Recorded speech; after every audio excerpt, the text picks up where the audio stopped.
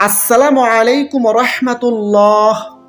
প্রিয় দর্শক, এই ভিডিওতে আমরা আলোচনা করব সূরা ইখলাসের পরিচয় এবং কেন আল্লাহ তাআলা সূরা ইখলাস নাজিল করেছেন।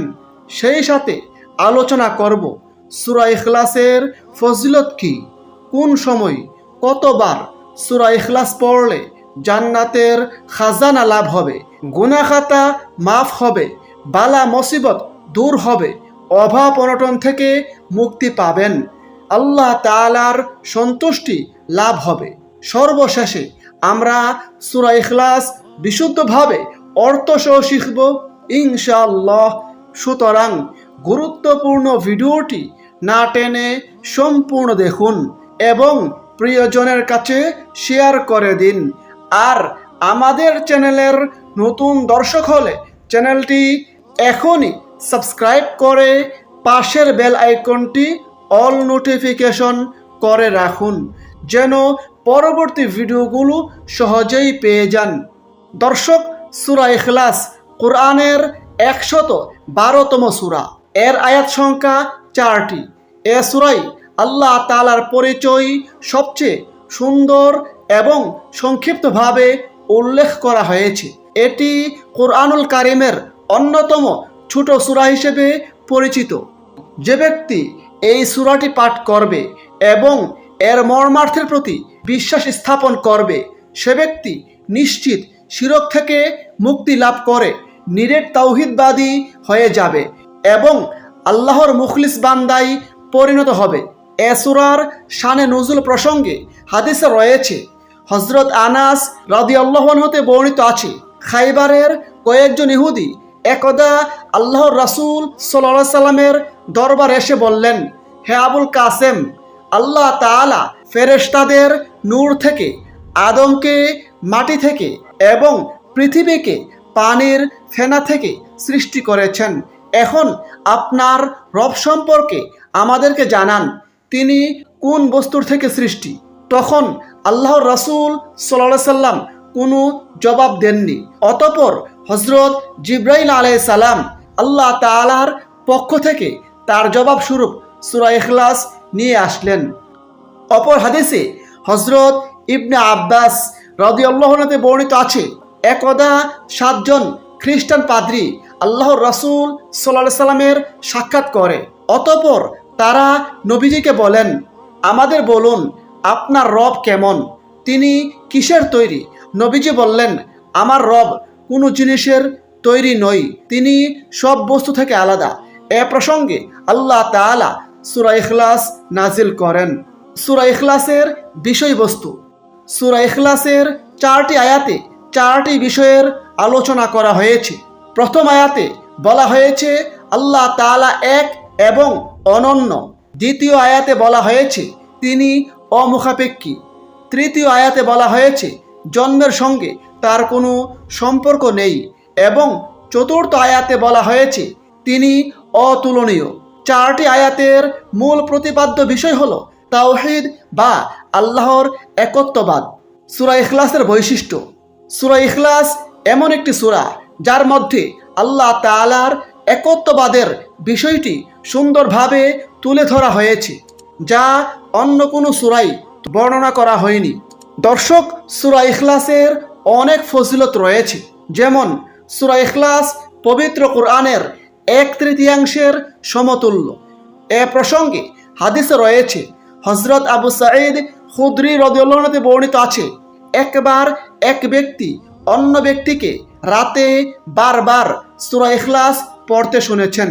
অতঃপর সকালে আল্লাহর রাসূল সাল্লাল্লাহু আলাইহি সাল্লামকে এ বিষয়টি অবহিত করা হলো।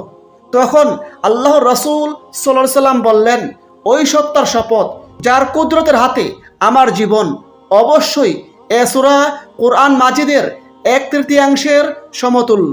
অপর হাদিসে রয়েছে, একবার আল্লাহর রাসূল সাল্লাল্লাহু আলাইহি সাল্লাম সাহাবীদেরকে উদ্দেশ্য করে বললেন, তোমরা কি এক রাতে কোরআন মাজিদের 1/3 পড়তে পারবে? তারা বলল, ইয়া রাসূলুল্লাহ, আমাদের মধ্যে এ কাজ কে করতে পারবে?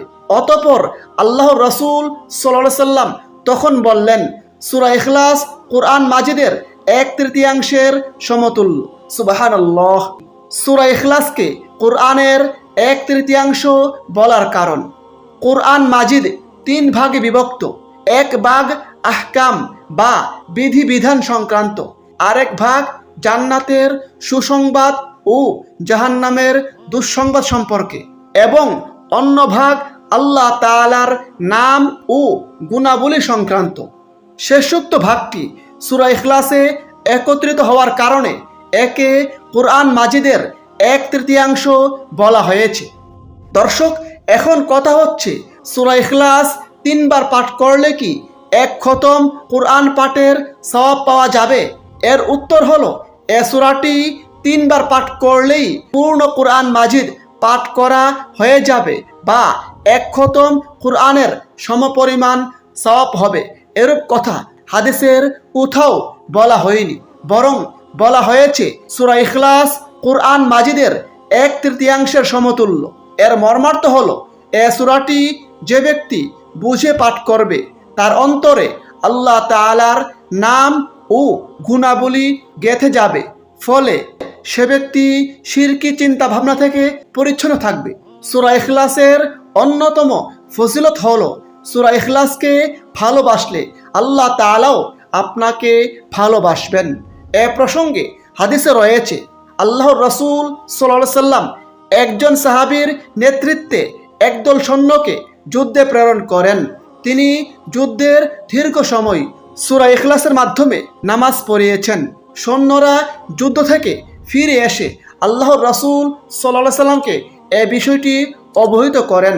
তখন নবী করিম সাল্লাল্লাহু আলাইহি সাল্লাম তাদেরকে বলেন, তোমরা তাকে জিজ্ঞেস করো কেন সে এরূপ করেছে।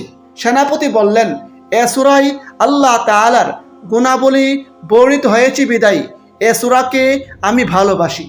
মহানবী সাল্লাল্লাহু আলাইহি সাল্লাম বললেন, তোমরা তাকে গিয়ে বলো আল্লাহ তাআলাও তাকে ভালোবাসেন। সুবহানাল্লাহ। সূরা ইখলাসের আমলে জান্নাত লাভ হয়।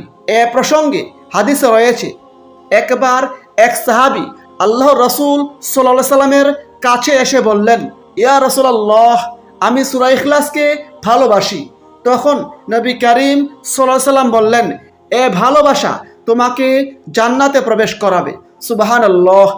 অপর হাদিসে আল্লাহর রাসূল সাল্লাল্লাহু আলাইহি সাল্লাম বলেছেন, যে ব্যক্তি সূরা ইখলাস 10 বার পড়বে আল্লাহ তাআলা তার জন্য জান্নাতে একটি প্রাসাদ নির্মাণ করবেন।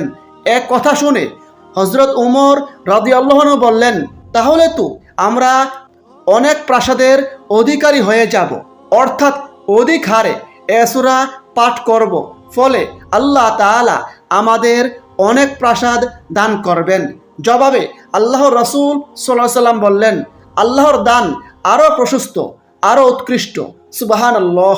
মুসনাদ আহমদ হাদিস নম্বর 15610। সূরা ইখলাসের আমলে গুনাহ খাতা মাফ হয়। এ প্রসঙ্গে হাদিসে রয়েছে, আল্লাহর রাসূল সাল্লাল্লাহু আলাইহি সাল্লাম বলেছেন, যে ব্যক্তি প্রতিদিন 200 বার সূরা ইখলাস পড়বে তার 50 বছরের গুনাহ মাফ করে দেওয়া হবে, তবে ঋণ থাকলে তা মাফ হবে না। হাদিসটি তিরমিজি শরীফে বর্ণিত হয়েছে, হাদিস নম্বর 2898। দর্শক, সূরা ইখলাসের আমলে দারিদ্রতা দূর হয়। এ প্রসঙ্গে হাদিসে রয়েছে, হযরত সাহাল ইবনে সাদ সাঈদী রাদিয়াল্লাহু আনহু হতে বর্ণিত আছে, তিনি বলেন, একবার এক ব্যক্তি আল্লাহর রাসূল সাল্লাল্লাহু আলাইহি সাল্লামের কাছে দারিদ্র্যের অভিযোগ করল। তখন নবী করিম সাল্লাল্লাহু আলাইহি সাল্লাম তাকে বললেন, যখন তুমি ঘরে যাও তখন সালাম দিবে এবং একবার সূরা ইখলাস পড়বে। এই আমল করার ফলে কিছুদিনের মধ্যে তার দারিদ্রতা দূরীভূত হয়ে যায়। সুবহানাল্লাহ। দর্শক, সূরা ইখলাসের আমলে বালা মুসিবত দূর হয়। এ প্রসঙ্গে হাদিসে রয়েছে, যে ব্যক্তি সকাল সন্ধ্যায় সূরা ইখলাস, সূরা ফালাক ও সূরা নাস পাঠ করে সেগুলো তাকে বালা মুসিবত থেকে বাঁচিয়ে রাখার জন্য যথেষ্ট হয়। সুবহানাল্লাহ। অপর হাদিসে হযরত আয়েশা রাদিয়াল্লাহু আনহা বলেন, যখন আল্লাহর রাসূল সাল্লাল্লাহু আলাইহি সাল্লাম নিজ বিছানায় আসতেন, অর্থাৎ ঘুমানোর জন্য প্রস্তুত হতেন, তখন তিনি তার উভয় হাতের তালুতে সূরা ইখলাস এবং সূরা ফালাক ও সূরা নাস পড়ে ফু দিতেন। তারপর উভয় হাতের তালু দিয়ে আপন চেহারা ও দুই হাত শরীরের যতদূর পৌঁছায় ততদূর পর্যন্ত মাসেহ করতেন। হযরত আয়েশা বলেন, এরপর রাসূল করিম সাল্লাল্লাহু আলাইহি সাল্লাম যখন অসুস্থ হয়ে পড়েন তখন তিনি আমাকে অনুরূপ করার নির্দেশ দিতেন। সুবহানাল্লাহ। দর্শক, অনেক ইসলামিক স্কলারগণ বলেছেন দোয়ার পূর্বে 3 বার সূরা ইখলাস পড়ে দোয়া করলে আল্লাহ তাআলা সেই দোয়া কবুল করেন। অনেকেই সূরা ইখলাস পারেন কিন্তু শুদ্ধ হয় না। তাদের উদ্দেশ্যে আজকের এই ভিডিওতে আমি একবার সূরা ইখলাসটি বিশুদ্ধভাবে পড়ে শোনাচ্ছি। আপনারাও আমার সঙ্গে পড়ে শেখার চেষ্টা করুন। বিসমিল্লাহির রহমানির রহিম। কুল হুয়াল্লাহু আহাদ, আল্লাহুস সামাদ, লাম ইয়ালিদ ওয়া লাম ইউলাদ ওয়া লাম ইয়াকুল লাহু কুফুয়ান আহাদ। অর্থ, হে নবী, আপনি বলুন, তিনি আল্লাহ একক, আল্লাহ মুখাপেক্ষী, তিনি কাউকে জন্ম দেননি এবং কেউ তাকে জন্ম দেয়নি, আর তার সমকক্ষ কেউ নেই। দর্শক, এই ছিল আজকের ভিডিওটি ভালো লাগলে অবশ্যই একটি লাইক করবেন, কমেন্ট করবেন এবং প্রিয়জনের কাছে শেয়ার করবেন। মহান আল্লাহ তাআলা আমাদের সকলকে সূরা ইখলাসের আমল নিয়মিত করার তৌফিক দান করুন। আমিন। আসসালামু আলাইকুম ওয়া রাহমাতুল্লাহ।